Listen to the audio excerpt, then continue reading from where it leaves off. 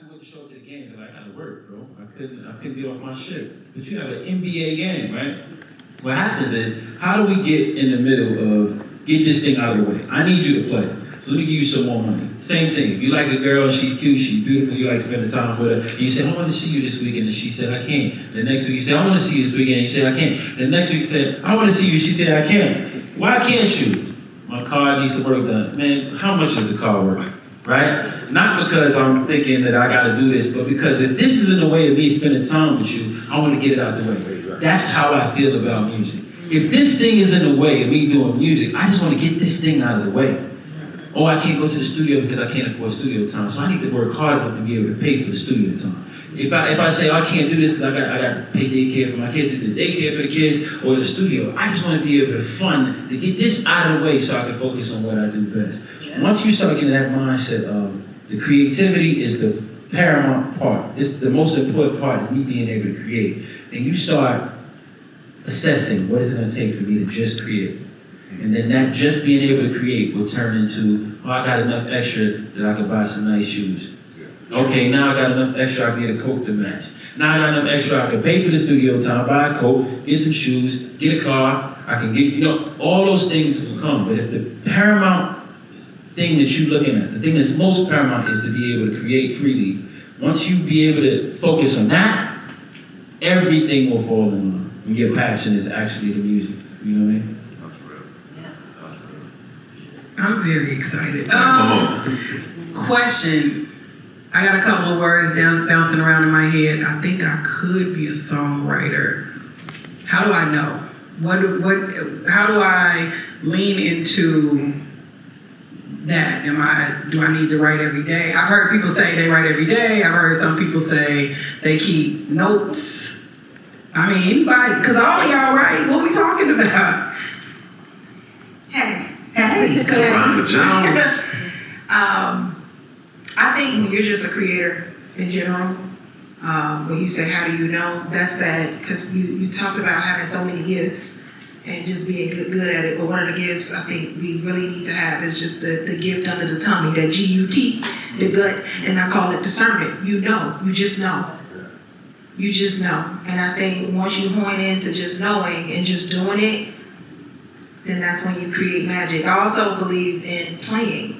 Oftentimes, because when you talk about the freedom to get this out the way so you can have freedom to do this, the freedom really stems from when we were kids. And when we were kids, we were free to play, we were free to imagine, we were free to do a lot of things. And I think when we're playing, if we tap into that inner child and just play, that's when you create the most beautiful, the most magical, whatever that thing is. Whether it's writing, whether it's directing videos, whether it's even tapping into singing or rapping, whatever that thing is, it's just the gift under the tummy. You just know. I'm gonna say this. I was go ahead. No, go ahead. Oh, Go ahead. No, you got it. Nah, because I run my mouth. So I was, when I graduated, my senior trip in high school, we went to Paris. And I graduated high school in 2000, so this was April 2000, and Karl dropped the album called Emotion. And I remember getting on the airplane, when you talk about that feeling in your gut. When I remember getting on the airplane, I had a CD Walkman. My sister TaRhonda brought me the album Emotional, and I'm sitting on the plane, and I listen to the album, and I start crying. I'm crying like a baby. Now, when I graduated high school, I was 16, so most kids a little bit older, but I was in school, everybody's like, oh, he gonna make it. All they knew was, oh, he rap, he do music, he gonna get a deal, all these things gonna happen. And I remember being so confident, but when I heard that album, I cried, I'm bawling crying. And I knew I was crying from my gut because I thought, I'm never gonna make it. I'm never gonna make it. So everything is cute when you're dancing in front of the family, 8 years old, for Christmas, right? You doing it, you singing, you performing, they're like, come in here, Rico, and do the dance that you do, and you perform for the family. It's cute at 8. When you're 15, we work at it, because you can't just keep dancing in front of the family. It's not cute as you get older. So at 16, I thought to myself, everything is cool as a teenager in high school saying I'm gonna make it, but I'm graduating now. And now is the standard. Now it's gonna be, what are you doing with your life? And it scared me because when I listened to the album, I thought, I don't even know a person who make music like this. What am I gonna do? I'm about to graduate and this life is gonna get real. So when I get to Paris, they had chaperones for us and I just started walking. I leave the hotel, I stayed at Selfridge in London. No, it was London first before we went to Paris. So I stayed at Selfridge in London. So I'm walking the streets and I just walk off. Ruined everybody's trip. They looking for me for 6 hours. I'm just walking the streets in London and I'm just crying. I'm listening to this album. I'm like, what am I gonna do? Because I told these people I'm gonna make it, and I knew when I got back home, I realized I have to make it. Because nothing in my life has ever made me feel this emotional about the idea of not having it. And if you think about whether or not you want to do music or you should do music, the answer is, if you know in your heart that I can't see myself doing nothing else, to the point where I want to cry every day if I can. No. To the point where I don't know what I'm gonna do. If somebody was to tell me there's a chance that you might not be able to do this, you can't even function, and that's how you feel when this gift is, really birthing. It's something that really, it's like your child. Imagine you having your child and somebody saying, And you trusted yourself. Yeah, I had to. It was like, imagine you have a baby and somebody says to you, yes, but this baby, you won't be able to have this baby. You carried this baby, and then when the baby comes, somebody says, yeah, but not by your choice, by our choice, we're gonna take this from you.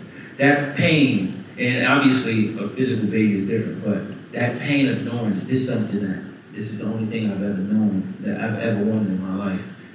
That's how you know. Now again, the wisdom comes is, am I actually good at this, or am I actually pouring into myself, or should I be pouring this energy into the person next to me? Doesn't mean that you have to be the guy on the stage, or the girl on the stage, or the person performing the song, or the person writing the song. You got an incredible way of marketing the song. You might have an incredible ability to manage the creative. You might have a great administrative gift. But as long as it's based and rooted in the passion of music, every manager, every successful manager, producer, A&R, knows start off as an artist. Everyone. You know what I mean? From Jimmy Iovine to L.A. Reid to everybody, all the way down. They started off as an artist and then who realized, okay, maybe my gift would be better in this situation, but it's something in them that pulled them so heavily that they couldn't depart from it. Yeah. I think for me, I started out as a political organizer. I left college organizing political campaigns. I worked on Congressman Benny Thompson's campaign. I worked at the NAACP as the national rep for retention and college, keeping the colleges open. That's when they first started closing them. And I came back to Chicago from Mississippi. I was between Georgia, Mississippi, Baltimore. I was traveling a lot. I was into what I thought God had put me here for. It's an assignment. So to me, knowing what your assignment is probably the biggest key. I didn't know I was a singer. I knew I sang in the shower, and I sounded damn good to me. So I think, yes, listen, now I'm a professional shower singer in my mind. But I'm telling you, I didn't know how to get to that. What it was finding your passion. And one day I used to go see speakers speak all the time. I would go to Saturday morning, 10 a.m., I would go to Operation Push and hear Reverend Jackson speak, or whomever they would have hired as a speaker that morning. And 1 p.m., I would go stand on the corner, and then this is a family tradition, I would go stand on the corner, 79th and Halsted. Is that Halsted? It's Halsted. And listen to the minister speak. And this particular time, we had tickets to go see him in person. So first Saturday at 10 a.m., I go see Reverend Jackson. Reverend Jackson's on the stage and he's talking about building the community up. He said, this is how we gonna get everybody do what they good at. So he going at it, telling everybody this story about how he figured out what he was put here for. Now, two speakers, very unrelated, he's talking about passion. He said, if you need an alarm clock to wake up, go back to sleep. Only thing should wake you up is passion. And I got so sad because I was like, damn it. I don't feel passionate no more. I was burnt, social services, political organizing. I was doing leadership training. And for me, it was like, oh man, I don't know what I'm supposed to be doing here. Then I got sad because I was like, how do I find my passion? And the next week, I go and see the minister speak in person. Minister at the front, he talking. He said, now unrelated. Now I know he couldn't have known this was a question in my head. He said, you want to know how you find your passion? I said, dang, this is for me. What he said was, in a nutshell, nutshell, because you know he got all them extravagant words. But what he said was basically the most important place for you to acknowledge every day is the part where you're the happiest. He said, you know your passion by the part of the day where you're happiest. So you can find your passion in that way. So I felt like these guys, they all did a great job answering the question of, you know, how you get into the music. But sometimes it's about passion. You might be good in music, but your passion ain't there.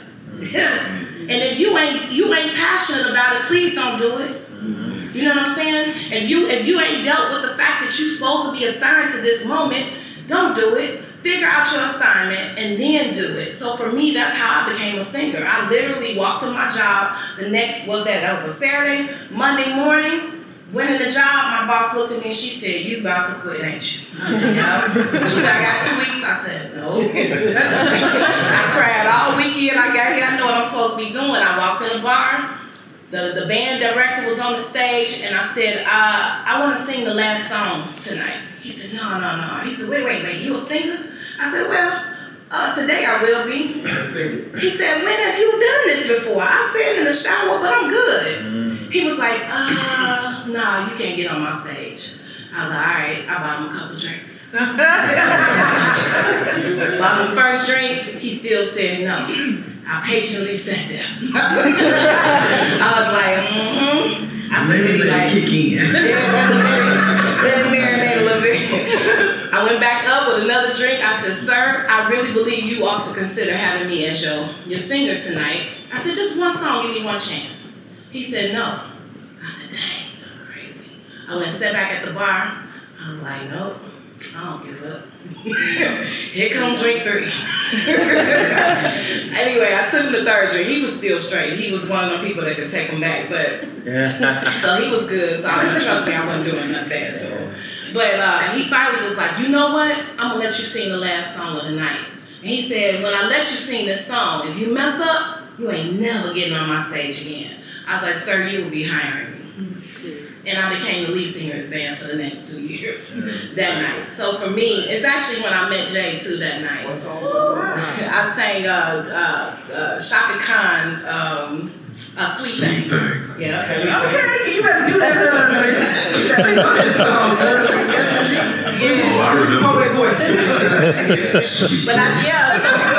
So to me, it's exactly what Rico says, what Jay says, what TaRhonda said. It's knowing, going for it, putting your hands on it. This is your passion. To me, music is medicine. So the reason why I say don't do it if you ain't passionate, if the first answer is don't do it if you can't figure out the passion in it, because it's medicine. You are literally healing the world. You building soundtracks. You building things that people will be motivated by, inspired by. So if you don't know that assignment deep enough, stay back until you're sure. If I can add to that, a part of it too is seeing it. Like I would always visualize and I would dream about performing for thousands of people. And this is me in my mama's basement practicing and introducing myself. And I would just visualize it. I would see it. And I remember this was a couple of years ago. And I'm going back to the 90s when I'm talking about visualizing it when I first started. Yeah, back in my day. And I remember 2 years ago, Dave Chappelle reached out. And me and Dave, we met years ago doing deaf poetry. We've been cool over the years.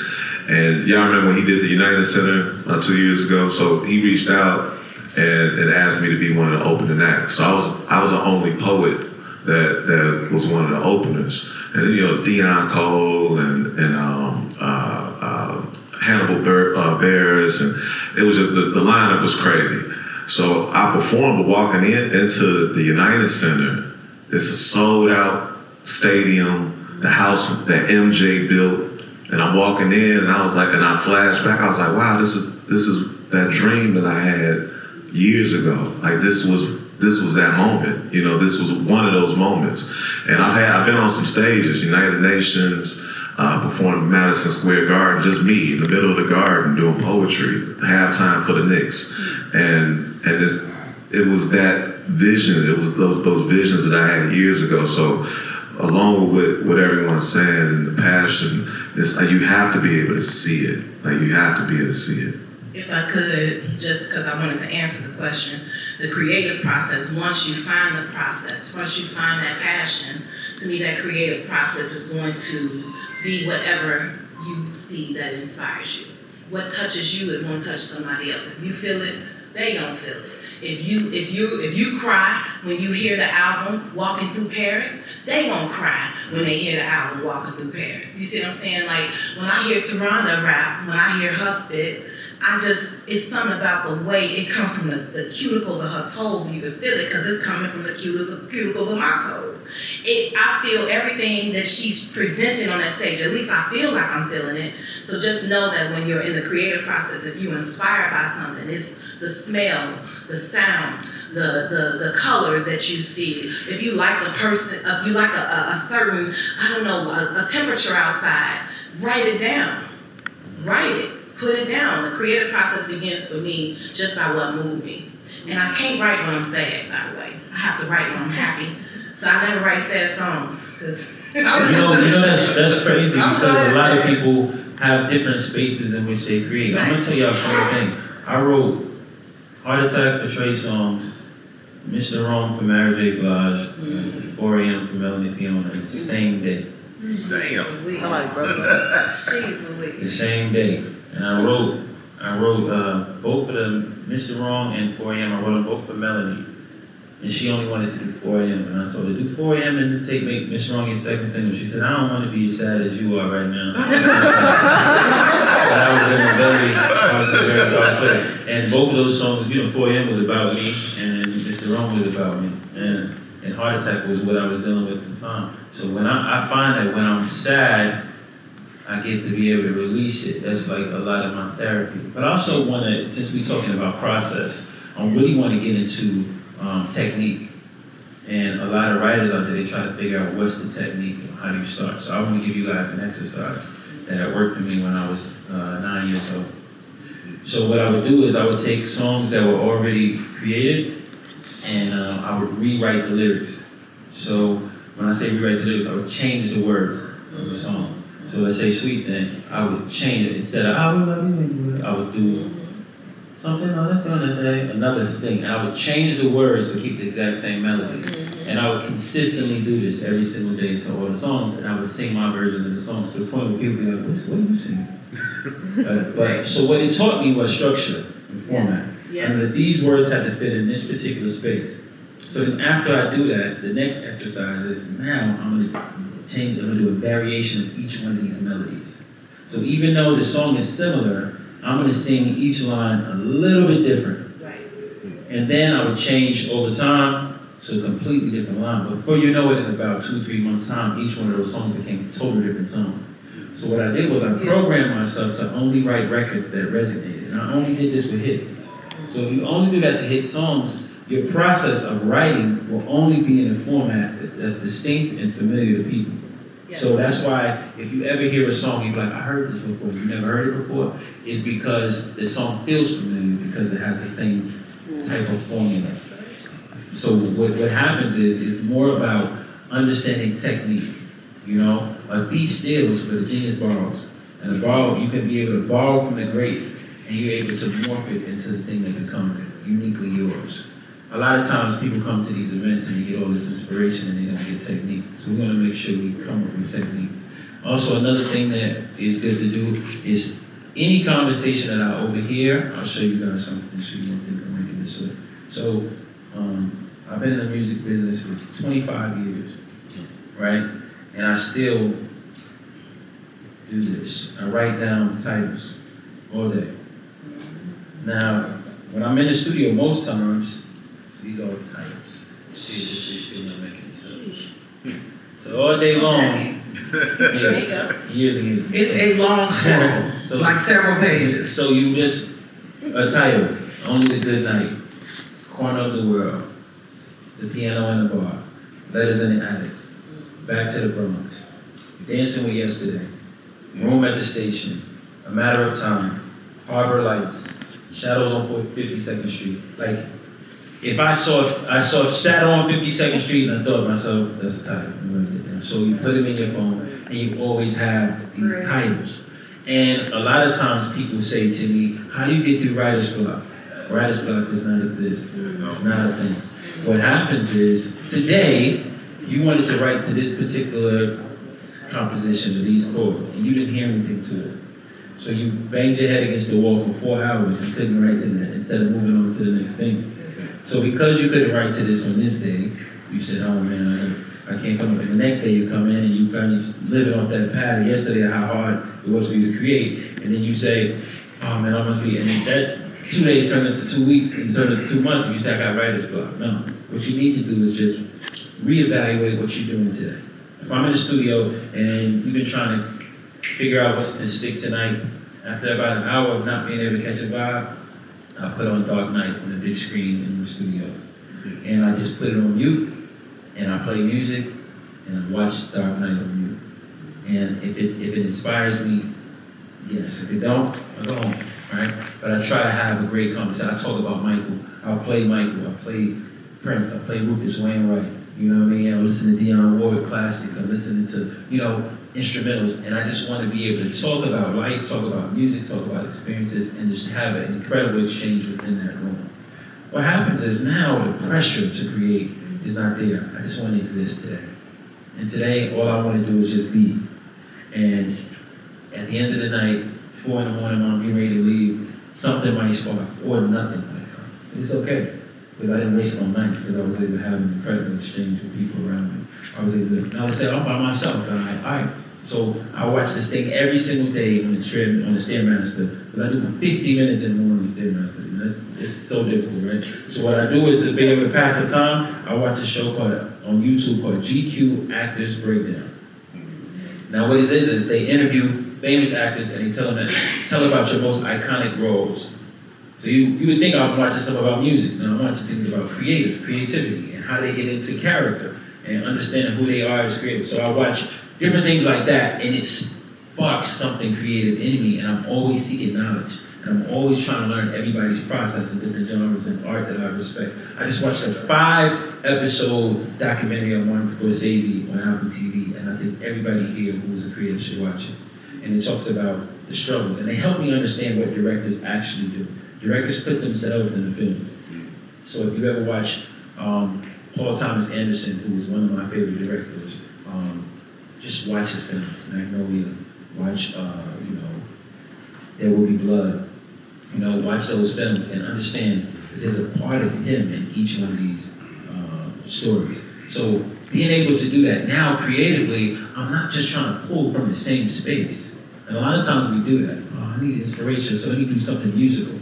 And inspiration might be watching a basketball game. Inspiration might be, watching your kids play or listening to people play the dozens. You know what I mean? Like, all type of things can inspire you. It's just about all the things that intrigue you in the world. Dive yourself, like immerse yourself in it. And what will happen is the inspiration and the words and his quotes and his lines and his melodies will come. Now you mix that with the exercise that I just told you about writing the songs and redoing the lyrics and then changing and doing different variations. Then you'll never ever have writers like, why? Because you got homework. If I can't create, I'm just gonna rewrite this Mary J. Blige song and I'm gonna do some homework. Or I'm gonna listen to this interview, or I'm gonna study this thing, I'm gonna watch this film, I'm gonna look at this art, I'm gonna go for a walk, I'm gonna hang around people who make me happy.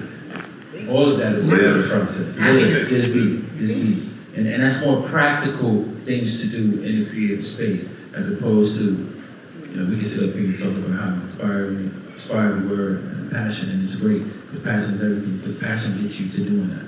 If you're not passionate about it, you won't sit there and say, let me rewrite these lyrics. You won't say, I'm gonna stay here until I come up with something. And guess what? Every night, you might not come up with nothing. You gotta be okay with that.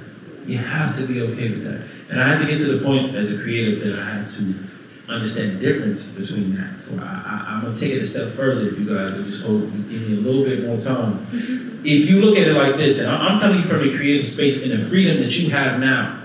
Right now, you have the freedom to bang your head against the wall and not being able to figure it out. But when Kehlani shows up on Thursday and she wants a record from you, now it's work. Now this is a job. And now you have to. That's why I'm telling you, figure out these techniques now. Figure out your structure and your order now. Because when this person shows up and they say they only got a day with you. Now if you got 2 weeks with an artist, you can bullshit for 2 days. You can come up, you can not have it. But when Beyonce sits in your face and says, all right, what you got? With that stare that she gives you. And you're like, oh my God, I gotta write something incredible because she's been hearing nothing but incredible songs all week from every other writer in the music business. That's when you have to show up. So preparation, all the things I'm telling you now is so that you be prepared for when it's time. When it's go time, you gotta be able to pull the trigger. You gotta be able to be so on it that it's second nature to you. I write every single day. I'll give you my schedule. I'm in the bed by 8 or 9 p.m. I wake up at 2 a.m. I go to the gym at 3 a.m. I work in the gym from 3 a.m. to 6 p.m. 6 a.m. 6 a.m. because at 5 a.m. I do another 30 minutes on the Stairmaster. I get in the sauna for 30 minutes. I go home, I shower, I take my kids to school. After I take my kids to school, I go to the studio at 10 a.m., 10 in the morning. I work from 10 a.m. to 2 p.m. 2 p.m. I go to the gym again. I get my daughter from school. I go home. I go in there and I know that this is my job. 10 a.m. I start work. And I'm writing songs every single day. I'm writing songs if somebody's in there, if it's just me. I'm writing songs every single day. From 10 a.m. to 2 p.m. I know that I'm gonna be writing music. What you working on, Rico? I don't know, I'm writing. What you got coming up? I'm writing.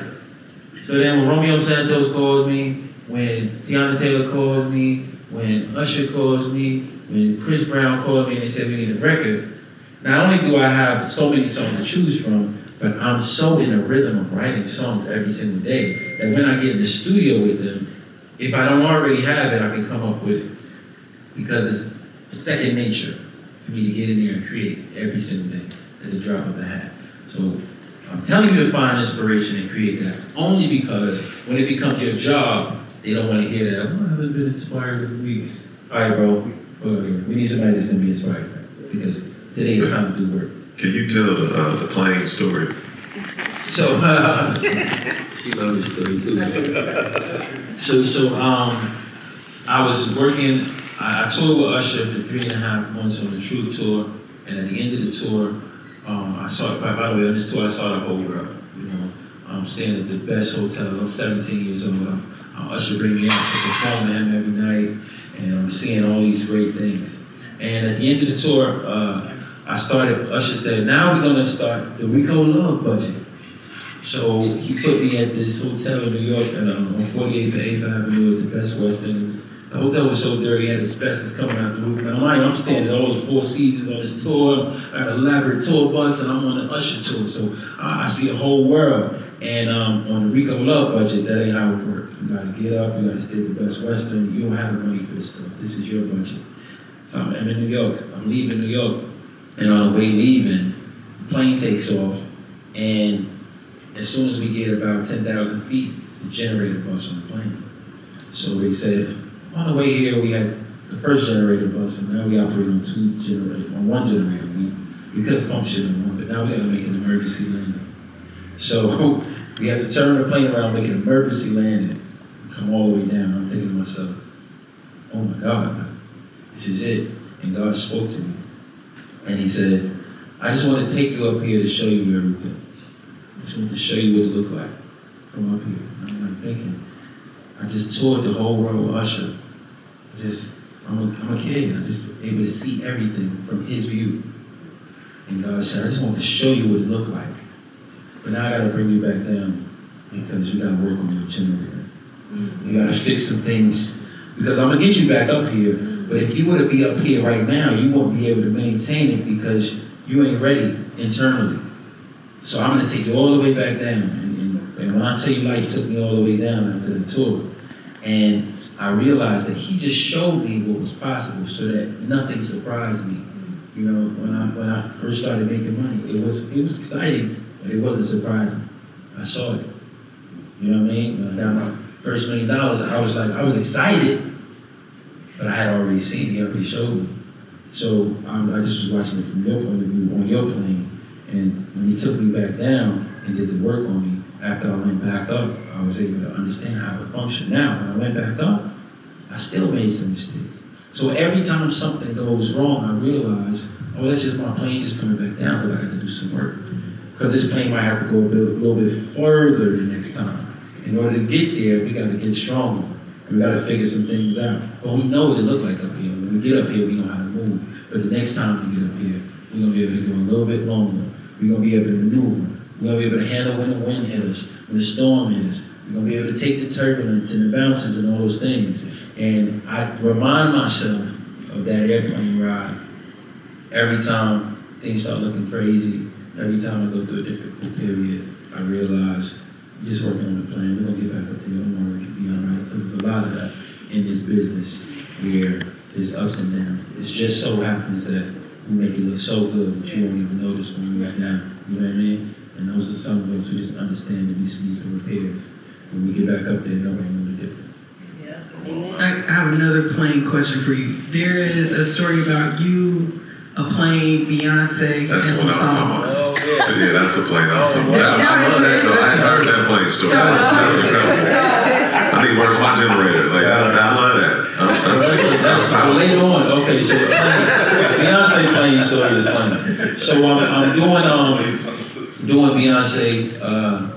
The funny thing is, to get to how I got to Beyonce is very important as well. And I started working with Michelle Williams, who is my girl. I love her. Shout out. She loved it. Rivers. She went to your school. Yeah. That's my girl.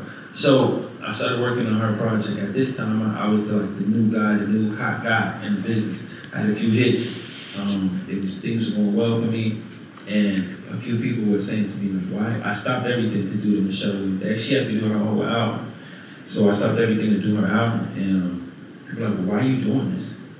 You know, like, you got the hot hand right now. You're gonna miss your winter. You spend a lot of time doing this. I'm like, I love her.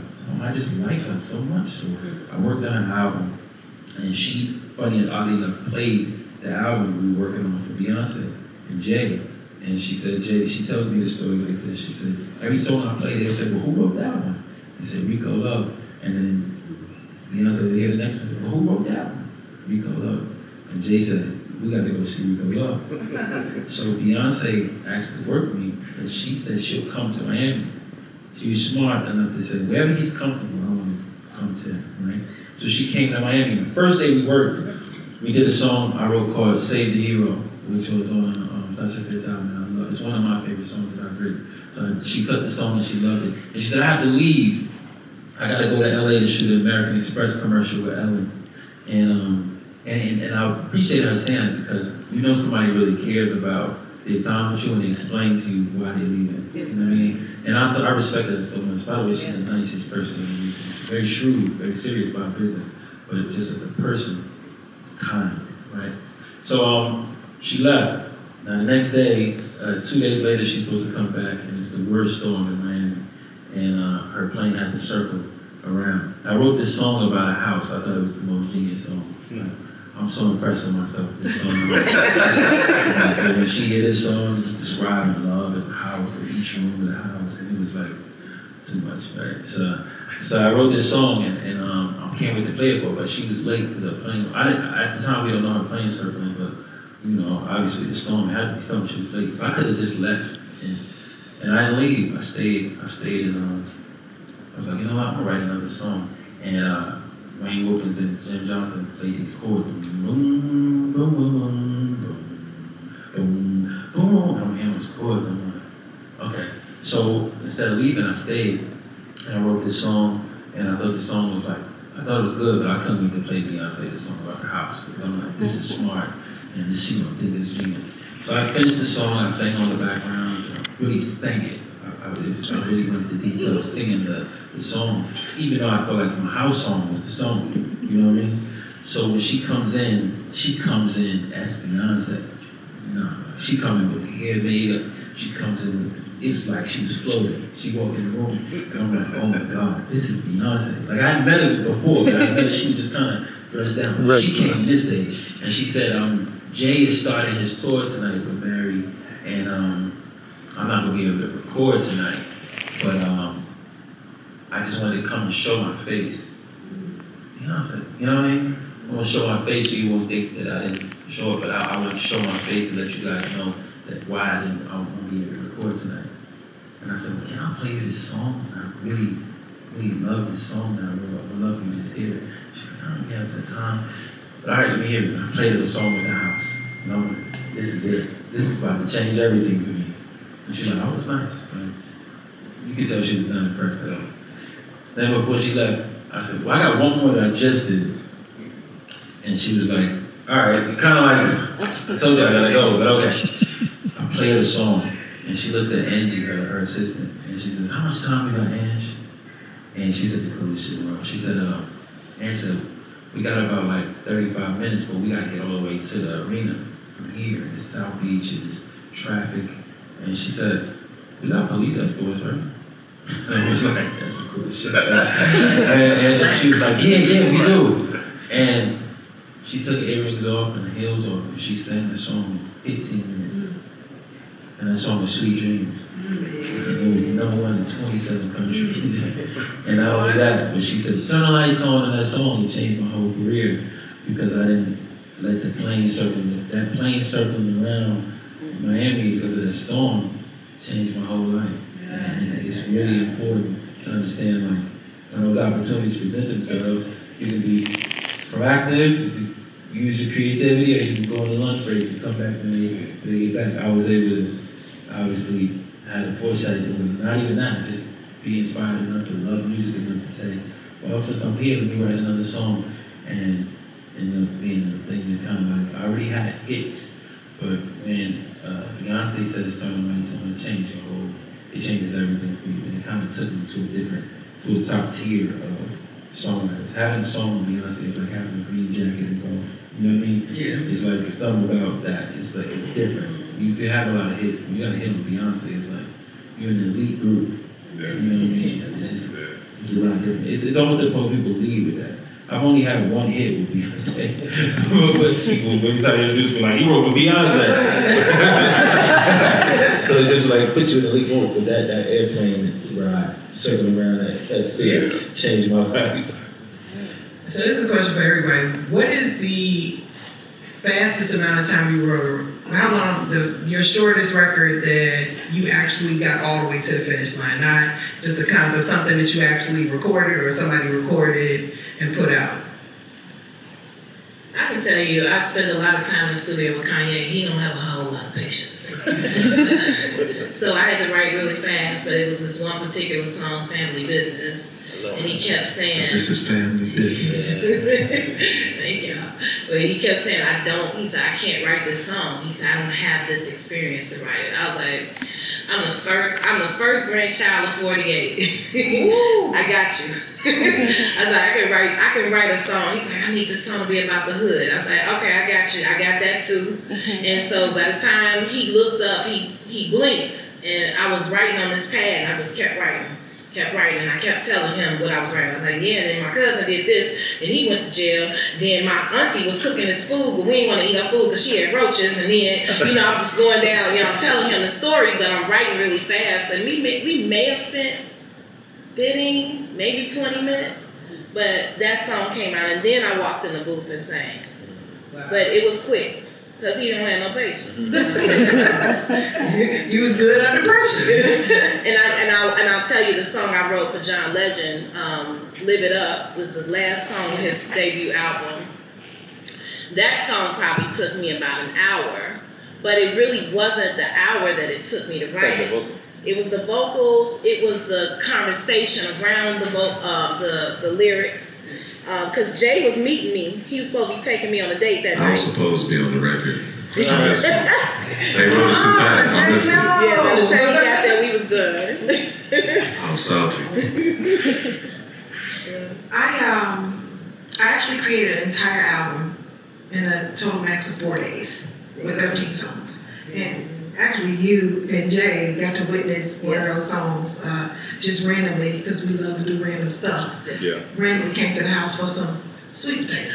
Man. Lang is what I call it. I cook some pie, and they love pie. Jay just can't cook Beans don't burn in the kitchen. But Tarrey, you actually inspired me to create that album. You called me. It was a Thursday. I'll never forget, because I was teaching class. It was a Thursday. And we talked about as far as, the Grammys and things like that. And Tarrey has been so gracious to me, and it just struck a match under my feet. And I'd already been just going through a tumultuous time, and for some reason, I know you said you don't like writing when you're sad or you're angry. I was all the things negative, angry, sad. I was just a woman in distress. Yeah. And I remember, Tarrey, we talked for at least 20 minutes. And when I got done teaching my class, I called my producer. I said, hey, I got this idea, and I gotta do it. And I said, I wanna do an album, a tribute to my deceased mom. He said, okay, let's do it. I got there. The first day was terrible. I said, Mama, I miss you. I broke down crying. I said, I gotta go. I ain't gonna be able to do this. This is too much. But once I went home, the comfort of my home, someplace I was comfortable, I was able to write, and it never stopped. It just kept pouring. And one of the things I love about creating is that thing you don't see. Because you mentioned, I wrote this beautiful song, but she ain't like that one. She like, it's the things we don't see. I never saw this album doing as big as it did. And thanks to Tarrey and Jay being so gracious to me, this album is now being considered for 2 Grammys. And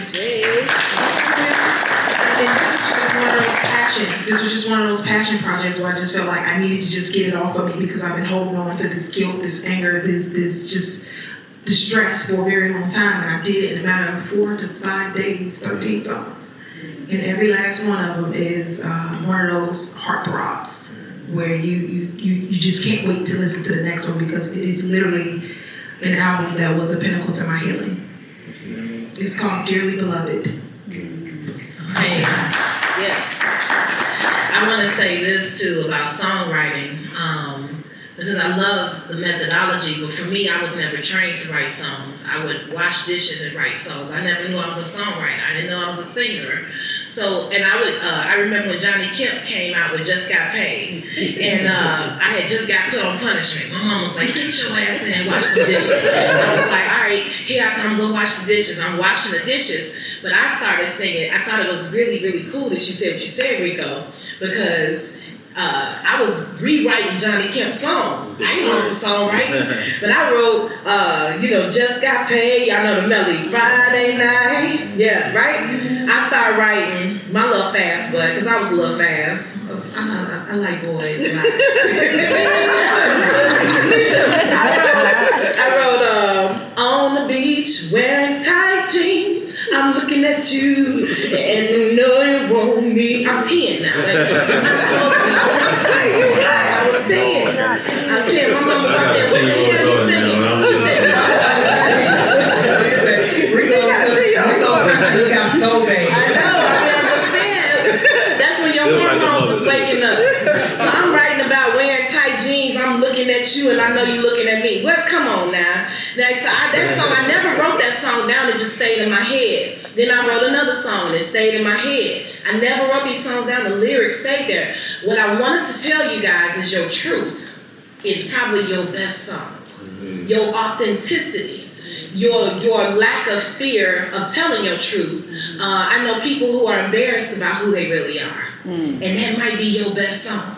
You might be speaking for a whole population of people that don't know they need to be spoken for. So to me, I just want to say that your authenticity and your truth is where your best song lies. When Kanye said, he said, I can't write this hood song, but I need it. When John called me about Live It Up, he said, I really don't, he said, I can't come up with it. I said, I got you, I've been broke for a long time. I got you.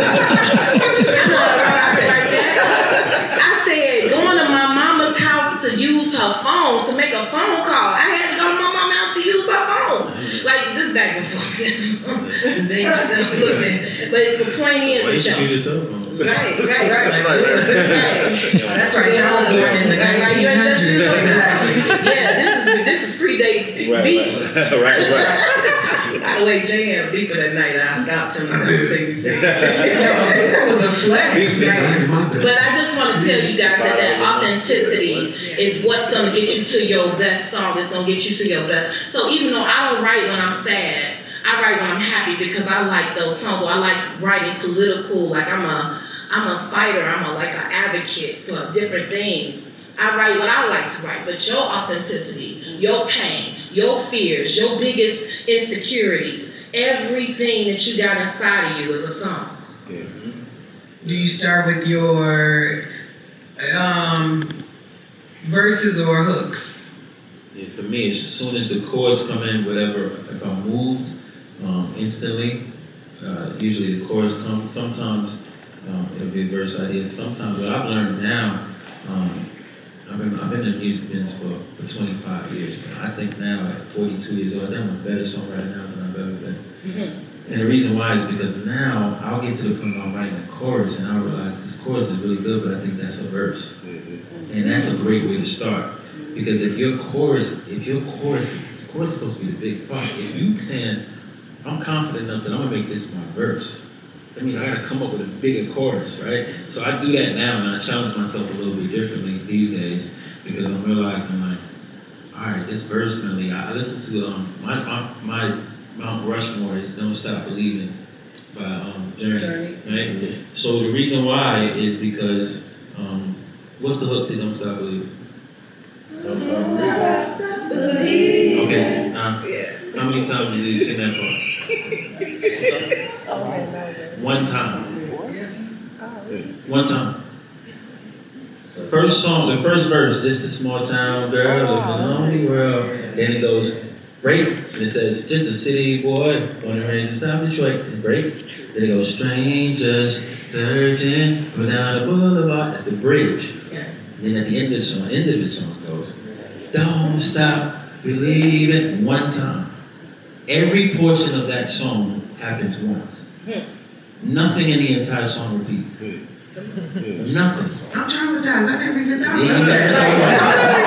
I'm just singing "Don't Stop So Believing." the reason why it's important to point that out is because they didn't even need repetition. Each portion was so good that they didn't even need to repeat anything. Listen to it right there. You'll bug out like this. The chorus happens one time at the very end, at the 4-minute mark. You've already been pulled into this song. It's like, right? Production, writing, vocal. Obviously, like Steve Perry is like, it's crazy, right? So you think about that vocal performance, you think about the writing, you think about every part of it. Yeah. And the hook happens one time, but it's so memorable when it happens. And that's the payoff, the true payoff, the definition of payoff, because usually payoff comes this payoff happens one time, and it's the definition of the payoff. You know what I mean? So I try to challenge myself in that space. When you've been doing it as long as I've been doing it, you just try to come up with, you want to do things differently, creatively. You know what I mean? I've also had, people may not know this, but my most successful record is a song called Audio by Romeo Santos, right? And Romeo Santos and another song for Romeo called Promise, both those songs. The song was 19 times platinum.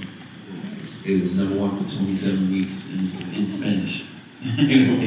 So those songs, when you challenge yourself, you push yourself melodically, doing a bachata song, and being able to get in the room with bachata singers who can sing bachata their whole life, and you write. Rico, what's that TV show, the one that just came out? Is it Amazon? It didn't just come out, but it's new enough. What? The one, the family, is it Family Business? Yeah. That damn song. What is it? I be walking through the house singing. So we do, and that's another thing too. Like I think that I'm glad you said that because obviously it's supposed to be a master class, but I just think that the master class is understanding evolution as well. Yeah. So as the music business shifted, in the beginning of my career, artists would get record deals, and the record company would say, we got a first single, or we have this street record, we need a hit. And they would call me, and I would come and bring them the hit. Now, you can't get a record deal unless you already have a hit. So the record company is not going to sign you most times unless the record is already moving. Now, when the record is already moving, and you're already getting 40, 50,000 a night when you sign your record deal, you don't want to come see Rico Love for what? I already wrote my hit. I know how to write hits in their run, right? So the business changed. It wasn't that a lot of guys like myself and Dream and Esther Dean and Neo and Sean, these guys, the game shifted. So you gotta pivot. You gotta understand how to get in those rooms. And I study acting, I study actors, I study directors. So I linked up with Trey Haley. He said, I like what you're doing. Can you do some songs for this movie I'm doing? He did a movie, I did the score for the movie, and then after that, I did his television shows. So now I'm a music supervisor for the Black Hamptons. I do family business in New Orleans. Do all the music for those shows. And it started with me having that itch was with Salam Remy when he did. I wrote the theme song for the movie Sex and the City. So when that movie came out and I wrote that theme, I realized You wrote that? Yeah, I wrote the theme song for Sex and the City. Wait, I love, he's so catchy. You know how I wrote this thing. Everybody's like, wait, what? I was working, I was trying to. That's I'm crazy. trying to figure it out. Nah, but doing those things, you start realizing, all right, it's another space. It's another way. I don't have to go into the game doing the same thing. I don't have to exist in this one space. I know I have this gift. I know I can use this gift. Like you said, why should the gift make room for you? So what it means is that when there's no seats made left available, your gift will say, all right, we'll create a seat for you.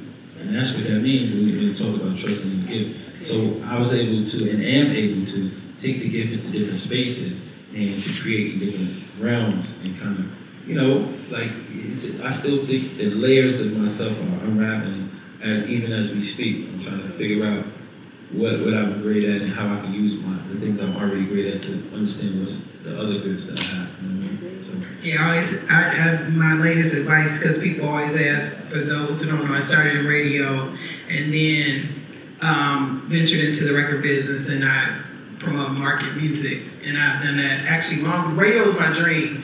And then I ended up in the music business doing this other thing. At times I've had podcasts, I've done a bunch of things. And the point of me bringing this up is you go to school or you come up with a dream and everybody believes you have to stay married to a dream until you die. No. Your life is filled with multiple dreams. They're okay. The only thing I advise you, because people come to me all the time and they're like, oh my God, I need to work, and you have to have, I'm a believer that your dream if your creative life is like a spiral, that there's a center of that universe. And everything emanates from the center of the universe. And so because I see art, and I'm mentioning this because I see artists and other types of creatives who get so married to the original dream that they block their other blessings because they're like, no, anything less than me being on stage, making it happen, clapping and rapping is a failure. When you got a man with, what's the number? Because I keep saying 39, and I know it's way more than 39. I know it's more than 39. It's more than 39. So I'm saying, you know, the pivots got him to the songwriting, the pivots got him to music supervision and that sort of thing. So I just want to make sure everybody's keeping their minds open to, and your successes are ever shifting continuum as you go through your life and your career. So that was just my little piece of advice. That's so real. I'm going to show you though, it's funny because when you think about the friend you had in the first grade, right? And then it's rare that we still have the same friends from first grade. Some people still do, but it's very rare. But the kid you met in this part, or even let's say adults, you met this friend, they introduced you to this friend, and then you fall out with this friend, but then you're still friends with this friend. And then you start hanging with this friend, and you meet this other person, because that's their cousin, their auntie, and now you go, so you meeting all these different people, and you're discovering new friendships and new places to go because of these relationships you're establishing. You treat your gift the same way. This gift got me in this room, and I was able to connect with this person and this person. I'm focusing on some really dope business ventures that I'm excited about, but I was only allowed into those rooms with multi-billionaires and doing closing really big deals. Why? Because they like that I write music. You know what I mean? The very wealthy is kind of be groupied out, no disrespect. They just kind of be like, oh man, let's bring Rico because he write our favorite songs. And then I get in the room and I'm able to say, well, I can help with this. Or they'll call you and say, oh, what do you think about being a part of this? And it's just that one thing that leads you to the next and the next and the next and be in those spaces and understanding how to be open-minded enough to say that it's going to be a future and future possibilities in every relationship that I have. All of you are pivot creatives. You all have all done multiple things really well. What pivot that worked out for you are you most surprised about? Writing songs. I started off as a rap artist. I was signed to Usher's label as a rapper. So when I wrote, the first song I ever wrote in my life was Throwback. So on the Confessions album, and then I did Seduction. So doing that, I never thought I would be a song. If you told me I wasn't gonna be the next Jay-Z artist, I'd trigger the There wasn't no way. Yeah, my whole career is an extreme pivot, but I never, ever grew up thought I would be writing music for people. I always thought I'd be on the stage. I love telling people the sky is the basement. Oftentimes we hear the term, the sky's the limit. I always say the sky's the basement. And this is coming from an individual who grew up in the basement. They flooded every time it rained. And I said the sky's the basement because if you stand in the basement, I mean, you can be any height. Anybody can touch it. If you jump, if you stand on your tippy toes, anybody can touch the ceiling of the basement. And my career has been living proof that the sky is literally the basement. I started out working at a nursing home cooking for old folks, and I was a butcher for 6 years. I was cutting meat for Jewel Osco. And then I landed. Sorry. We grown. Keep going.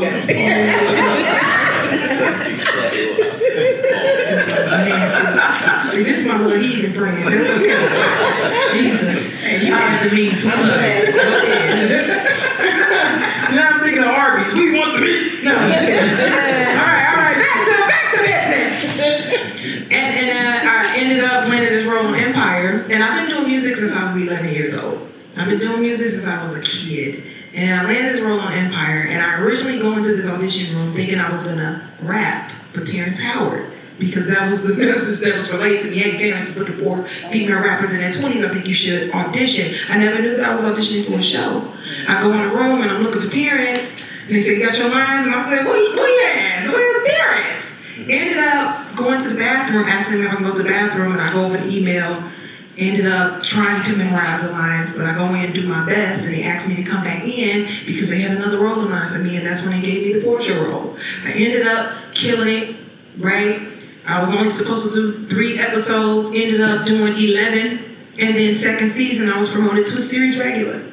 Now when Empire ended, I thought that was end all, be all. I decided to pick up a camera, and I directed my short film. I'm such a lover girl. I be swooning over love, and I created this short film called Evolve. I submitted it through film festivals and things like that, and then sent it to a friend who worked at BET, and she said, hey sis, this a quiet ass film, ain't no words. I said, yeah, 'cause I don't write scripts, so I made a silent film about love.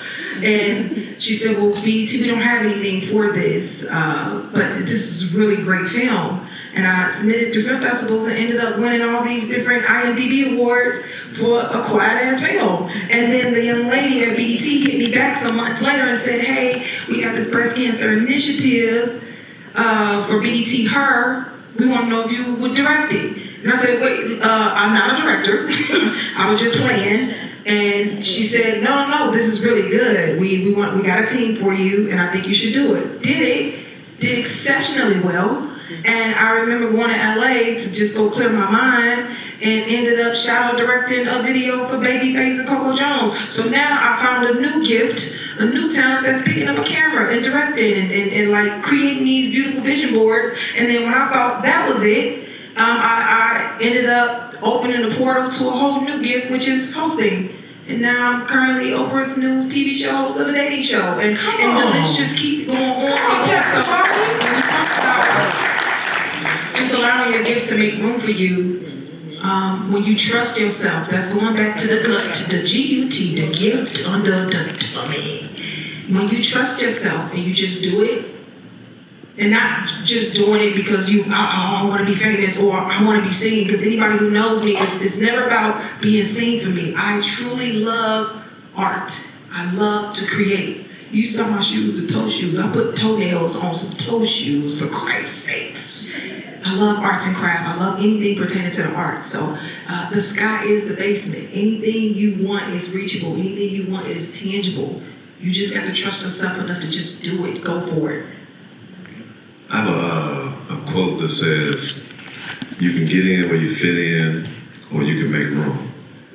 And poetry has allowed me to move in a lot of different spaces, a lot of pivots that I didn't expect. It was just natural progressions, from performing to, okay, now I'm doing records, now I'm working with this artist, that artist, now I'm doing commercial work. movie scripts. I've written documentaries. A lot of people know Genius. I wrote the narration for Genius. One of the pivots that I love the most is one that I didn't see, which was the work with the Recording Academy. So I was approached years ago about being a member, and I was like, oh, there's membership. Well, what's that about? So then I become a member.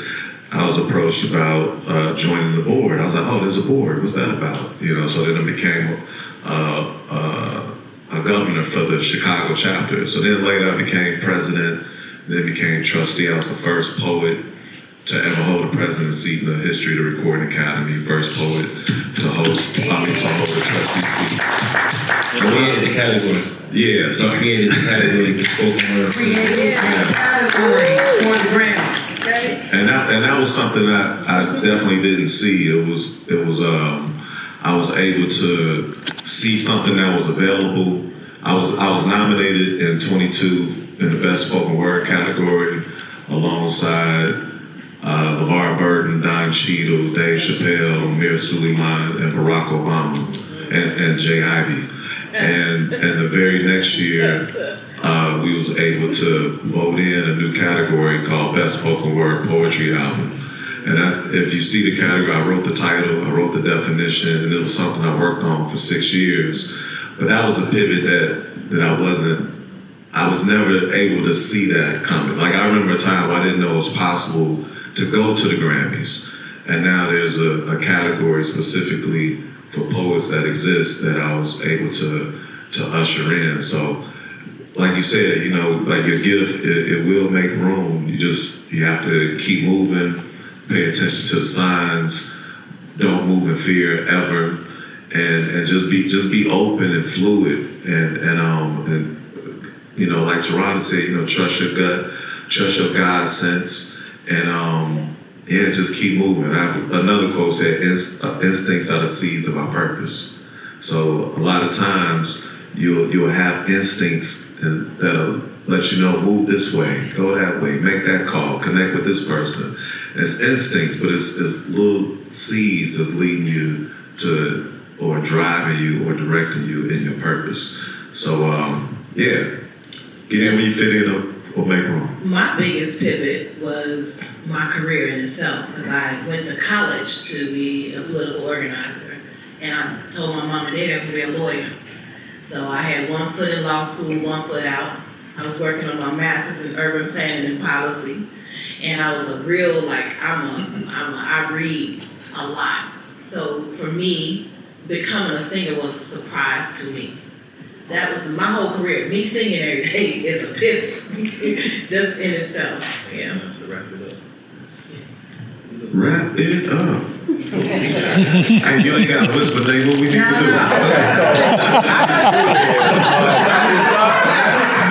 We need to wrap this up. What I just told him, I got Rico a sandwich, and then when he get ready to go, because he getting ready, he hungry. And then after that, next door, so he gets his food, so you got Q&A now. Let's start. Since they want that, you put me out. We can hashtag sandwich talk good. No, I was going to ask one more question, and then we were going to open it up for Q&A. And to your point, my phrase is always, everybody has a mantra they go by. I always say your calling will call you. Your calling always calls you. The difference is, will you answer the call? I tell you all the time, the one job I said I would never do, I've done for a long time. The job that I was least confident in doing, I've done for a long time. And you go. Yeah, listen, people don't know this, but I will say this. I at one point was going to go to school to become a pastry chef. I got laid off, because you get laid off in the music business, right? So I was like, you know what, I'm about to go be a pastry chef. I do my thing.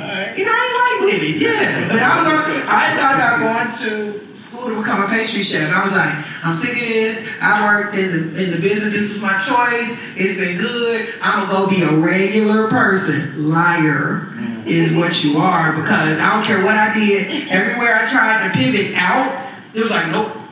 And then it was so bad that because for what I do, you don't have to work for a label.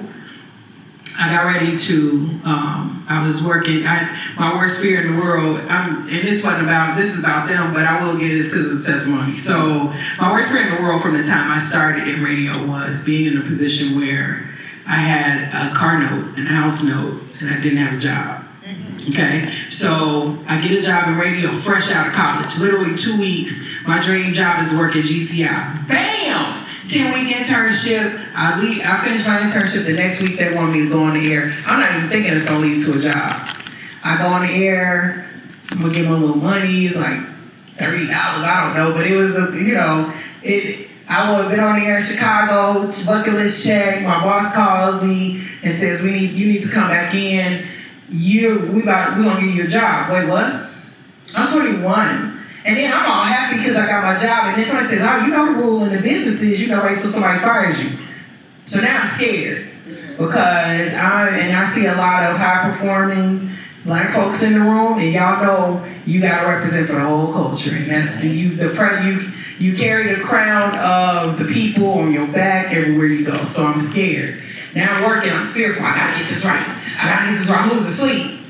Then I get a job in the record business. That was dumb if you're already afraid of getting fired. What are you thinking, right? So I go, I'm in DreamWorks. Oh, now I'm people who know me from radio expecting me to fail, so I'm freaking out, right? Boom, boom, boom, boom, boom. I get fired. Not the worst thing that happened. When I get laid off, I have a brand new house and a brand new car. My worst case scenario hit me in the face, right? I'm working though. People are giving me accounts. I'm still working. I'm not thinking about it. I'm blocked it out because when I'm getting ready to close on my house, a month before I close, I get fired. And I'm like, oh my God, this is crazy. And this voice said, if you believe the money will come, it will come. Right? I get accounts. I'm working. I'm just thinking, just pay the bills, just keep the money keeps coming. I'm paying bills on time. I pay my car off early. I get my car, my title. I've been out of work for like 3.5 years, but I've been working every month, paying the bill every month. I picked the title up, because it took them 2 months to send me the title. I looked at it, I said, damn, you really got that done. You really believe the money will come and it came. I promise you, right hand to God, laid the title on the counter and my phone rang. And it was this guy named Reza Sarafia, who I worked with, who said, I said, oh, what's up? You got some work for me? He said, yeah, I want you to come back to Interscope. No, I don't. And I said, can I think about it? This is somebody with no job. I'm like, can I think about it? He's like, no, you need to. And yeah, that's how it worked out. So part of it is belief. So I just wanted to give y'all a little belief pill. And that was my testimony. But I do have one more question for you guys so we can do Q&A. And that is, production-wise, if I'm a new producer, what software do I need to get started? If I'm just dealing with the basics to get started, what would I use? I would get a Pro Tools rig on my laptop, get a mic set up, and just set up the mic rig into your, get a, interface so you can set your microphone up, run it through your Pro Tools, insert your tracks, and teach yourself how to work with Pro Tools. Now, some people do it with Logic. Some people use FL Studio, some people record in all type of different things, but I'm just saying Pro Tools, that's what we use. But figure out how to work it, set the studio up and work it yourself. I work from home a lot. I go to a different studio every single day, but sometimes I work from home and my engineer has a setup in my home. I have a studio set up at home. Comes in, I create, and it's super simple. Now, me, myself, I don't know how to work any of it. So but I can't, in a different space. But when you guys starting off, teach yourself how to work that yourself. I remember anytime I work with Trey Songz, he records his own vocals. So it's crazy to watch him sit there and he got his headphones on, you can't hear nothing, and he's singing it, and you just watching him sing the song, but he records himself because he gets it done quicker. He don't like anybody recording him. So it's dope to be able to have all those hats. So I would just invest in a rig, set up, record. I just got my daughter she used some type of guitar, loop guitar, something. She be singing on, writing on songs. She's 10 years old. She sit on her phone and record her songs and send them to me. That's crazy. What was I going to ask you? Engineers. The importance of, can I be my own engineer? Be your own engineer. Okay. I got incredible engineers, and I've developed incredible engineers. engineers throughout the years. Most of my engineers start off as my interns. I always elevate people that's around me. So yeah, now I got a consistent, great engineer, but it took me like 7-8 years to develop him. You know what I mean? Because you gotta be on point. You gotta be, the way you do anything is the way you do everything. So you gotta be like, so yeah. But if you could see, the greatest part about where most people are in their careers, you got nothing but time. So just teach yourself how to do everything. So when it's time, you're already prepared. That's like, the first album is always the best album because you've been writing that album your whole life. So just always think about that. Think about, I got my whole, everything I do now is just a lifetime thing. So just figure it out now. Figure it out now how to get it done yourself. And obviously you want to take questions, so I'm keep it moving. Well, I wanted to also add, your biggest tool also in production is your voice note on your phone. Stick to that, don't lose your ideas, and keep a concept of time. And then there's one thing that I keep hearing throughout the years now, but it stuck with me this year for a reason, because I know I have 150 songs just sitting and ain't out. You can't take it with you. Put it out, die empty. Die empty, so that your production, your voice note, and I think that reflector wall too is good to have, and have a good mic, a good enough mic. Just get the idea out, don't lose the ideas. Yeah, so for me, setup is sound, remembering my ideas and make sure I got somewhere to catch the idea real quick. And then you go in. And maybe even for me, the other good lesson that I've always tried to incorporate is study your song. I'm thinking about budgets. So like when you're a new producer, a new singer, a new songwriter, watch your budgets. So learn your stuff before you go in the studio. Don't go in there trying to learn it at the mic. Just try to play around with it before you get in there. Quick, get it done. Yeah. Example, I collaborate with another songwriter. Is it an automatic 50-50 or do you guys do the line by line?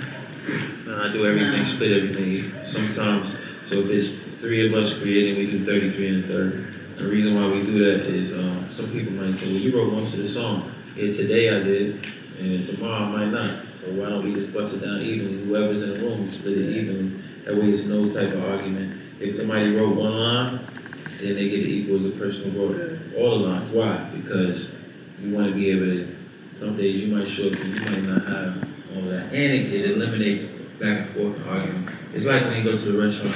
I was gonna say I just pay for the check. I just pay for the food. I had water in the salad. Just do it. And so what we do is, that makes it a lot simpler. But yeah, let's get to the question. Paperwork, yeah.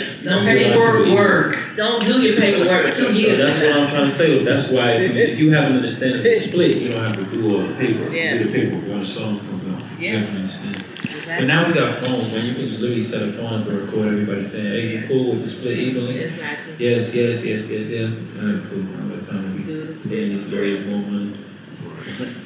Now let's do the questions. I did have one more. I have one more legal question. What was it? Let the people ask the question, Kim. I am. I'm sorry. I was trying to make sure I covered all the bases. I saw your hand early on. I got you. Hold on. Hello, my name is Tarrey. I'm part of the Chicago chapter of the Grammy as a voting member. But my question is, I'm a really passionate songwriter, and I feel like I've had a little bit of success individually at songwriting, but for someone who has the aspiration to write for a writing team or writing for artists, what would be the best avenue to approach that? Yeah. You here in Chicago? I'm actually based in Iowa. Iowa, wow. Well, I'll jump in. I'm here all the time though. My family is from Chicago, so. Well, so to me, you have this networking tool. Go ahead, you got I Mark. know he's saying, he's telling you use your mic. Oh.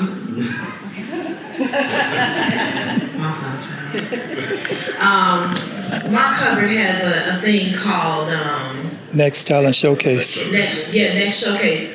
He does all this homework to find the dopest singers and the dopest rappers and the dopest violin players. He got everybody in one room, and it's from. So I'm just recently the former VP of the Chicago recording chapter, Midwest chapter, and what I know is that he had access. He was talking to everybody across those 12 states. I would tell you immediately to attend those and network at his events, because they're all looking for something. I know every singer ain't a songwriter. Every rapper ain't writing lyrics. Kanye is notorious for getting a ghostwriter. So Collaborate. yeah, collaboration is everything. I had my damn hand. This comments for Jay Ivy. I'm a spoken word artist. While I was getting in for our performance, you was accelerating. I remember seeing a flyer in the Bridgeview Art Center. You doing a lot of open mics, features and stuff. So my thing is, listen to your album. Congratulations also, and thank you for opening up, the Grammys for spoken word artists. I really appreciate that. That's awesome. Listen to your album. It's really nice. The melody is really fitting for like a poet. The sounds and everything like that. I want to say.